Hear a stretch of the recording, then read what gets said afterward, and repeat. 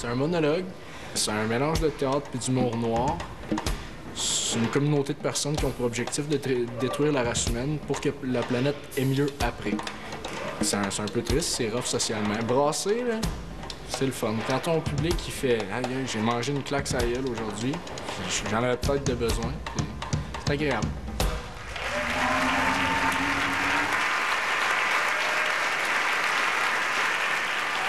Comme le petit bonhomme l'a dit, je m'appelle Jérémy Jacob Lebeau-Landreville. Comme plusieurs Canadiens français, j'ai été capturé puis adopté par les Iroquois du Saint-Laurent étant jeune. Comme plusieurs, j'ai aimé cette culture. Les Iroquois sont bien différents des Français. Les Français veulent dompter la nature et accepter le fait qu'ils habitent un corps en souffrance. Les Iroquois veulent dompter la souffrance et accepter la nature. Oui, la torture est souvent utilisée comme test pour les captifs. Moins le captif réagit à la douleur, plus grand est notre respect. Les seuls à être torturés sont les hommes capturés à la guerre. La guerre, dont l'outil principal est le casse-tête, qu'ils appellent, eux, Godjewa. Godjewa signifie le déclencheur de frissons. Parce que si je cours dans votre direction avec la ferme intention de vous frapper avec cette arme, ça déclenche des frissons. Chaque Iroquois l'obtient et commence à le sculpter dès ses 15 ans. Il l'obtient à la suite d'un long et pénible rituel de passage. C'est un peuple brillant et fier. Les hommes sont des bâtisseurs, des chasseurs, des artisans et des commerçants. Les femmes, quant à elles, sont les principales dirigeantes, les agricultrices, les gardiennes de la culture et les guérisseuses. Malheureusement, les meilleurs partent toujours les premiers. C'est aussi vrai pour les peuples. Les maladies et les Blancs les ont décimés. Moi, j'ai survécu parce que j'étais trop pâle pour mourir. J'ai voulu mettre fin à ma vie. Finalement, je me suis adapté. Je vous ai infiltré. Aujourd'hui, j'envoie des textos, discute du prix du gaz, fredonne la chanson qui passe couramment à la radio ce mois-ci. Mais surtout, je me suis trouvé un projet qui me donne de l'espoir. C'est un regroupement éco-social. C'est un regroupement de personnes qui ont compris depuis extrêmement longtemps que c'est très difficile de changer les habitudes de vie et les façons de penser des consommateurs. Notre objectif à nous est plutôt d'anéantir le problème à la source. Le mouvement optimiste pour la réparation de la Terre a pour objectif de favoriser les comportements les plus irresponsables au niveau écologique et social, dans le but de régler le problème de la race humaine. Plus vite la race humaine est éteinte, plus vite la planète peut s'en remettre. Par le passé, le mouvement du mort a été impliqué dans de grandes réussites, comme la grippe espagnole et la peste.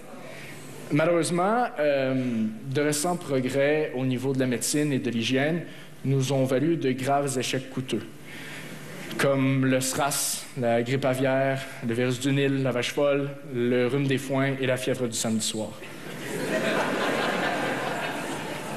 C'est pourquoi, quand les gars me sont arrivés un lundi, « Hey, on a une super idée, un truc de pandémie. » J'étais pas super emballé. Je leur ai dit, les gars, vous le savez, à chaque fois, ça coûte des millions en recherche pour trouver un virus pas si fort que ça.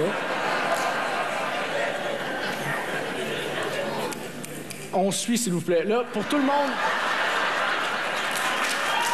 Tout le monde! Excusez!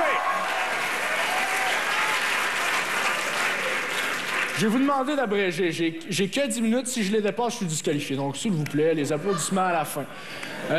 Non, c'est un pagne. En dessous, ça ressemble à ça. C'est un morceau de tissu retenu par une corde. Donc, quand les gommes sont arrivés, j'étais pas super emballé. Je leur ai dit, ça coûte des millions en recherche pour un virus pas si fort que ça, qui va tuer maximum quoi? Peut-être 200 Asiatiques, une cinquantaine de Mexicains, maximum 2 personnes âgées en Ontario. C'est des millions d'investis pour peu de résultats. Mais je les ai quand même écoutés. Et je dois dire que j'ai été agréablement surpris. Le plan est simple. On utilise nos contacts dans les médias pour faire une grosse campagne de peur. Une fois que la peur est bien installée, on affaiblit vos systèmes immunitaires par la bande. Je vous explique. On a réussi à installer des distributeurs de Purell partout, ce qui nous a rapporté énormément. On a réussi à vous convaincre de la nécessité de désinfecter vos mains plusieurs fois par jour. Ça a pour objectif de faire une sélection naturelle des bactéries, de tuer les bactéries douces et gentilles pour laisser seulement les plus fortes que vous. Le manque de bactéries à combattre affaiblit aussi votre système immunitaire. Si on combine ces deux facteurs avec tous les stress qu'on retrouve dans votre vie, qui affaiblissent aussi votre système immunitaire, on arrive à notre objectif premier, la mort. Pour arriver à de grandes réussites comme ça, il faut tout d'abord du profit. Comme je vous ai dit plus tôt, le mouvement du mort peut se permettre d'investir dans tout ce qui est considéré comme étant immoral, parce que la plupart du temps, ça sert notre cause. Comme nos deux principales sources de revenus, c'est-à-dire l'industrie du tabac et le commerce des armes. Saviez-vous que même avec la crise économique, les ventes d'armes à feu de style revolver ont doublé cette année? Nous, on le sait.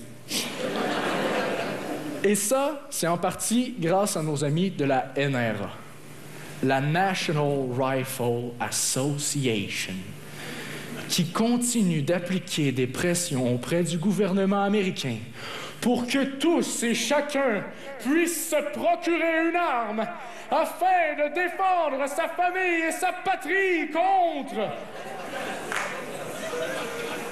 des méchants.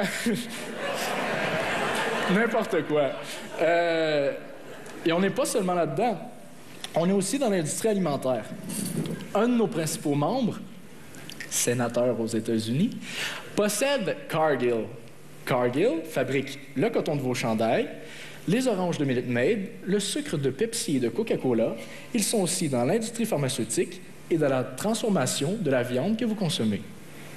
Et si vous essayez de vous en sortir en consommant que des fruits, désolé, on possède aussi Dole. Dole est l'un des principaux producteurs de fruits au monde. Dole possède une gamme infinie de produits.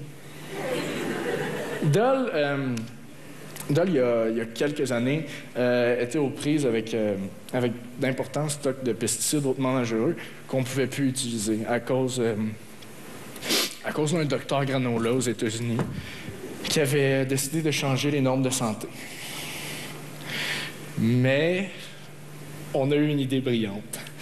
On a eu l'idée d'utiliser les produits quelque part en Amérique du Sud, là où les normes de santé n'existent pas.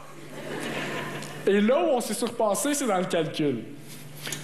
On emploie des gens pauvres qu'on paye un salaire de misère.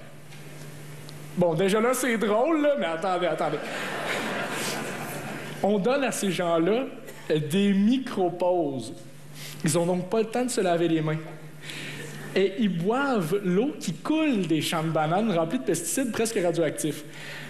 Et il y en a qui mettent jusqu'à 2 ans avant de crever. Et quand... je sais. Quand ces gens-là essaient d'avoir des enfants, naturellement, le 3/4 sont infertiles à cause des produits, mais quand ils réussissent, ça donne une espèce de Picasso, là. Ça donne un bébé Picasso, t'es pas sûr, ça vit jamais plus que 2 semaines. Et quand ces gens-là essaient de nous poursuivre, ben avec quoi voulez-vous qu'ils payent les avocats? Avec de la boîte? Ils sont pauvres! Et quand il y en a qui réussissent en collectant tout ça à nous poursuivre, ben on gagne le procès. Puis on leur dit que si leurs enfants sont difformes, c'est parce que c'est des tarés de consanguins!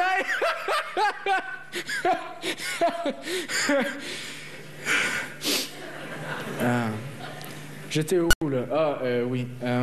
En terminant, pour la génération présente et la génération future, vous avez peut-être parfois l'impression de vivre dans un monde vide d'amour, vide de sens, rempli d'ignorance, de violence et de haine. Perdez pas espoir.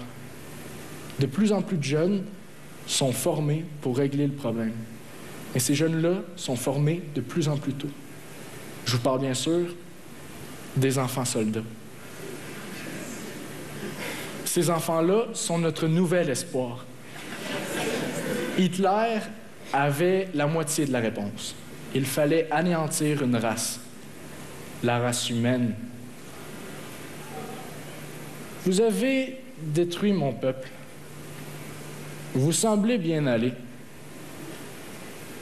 Quand vous allez disparaître, ça ne fera pas plus mal.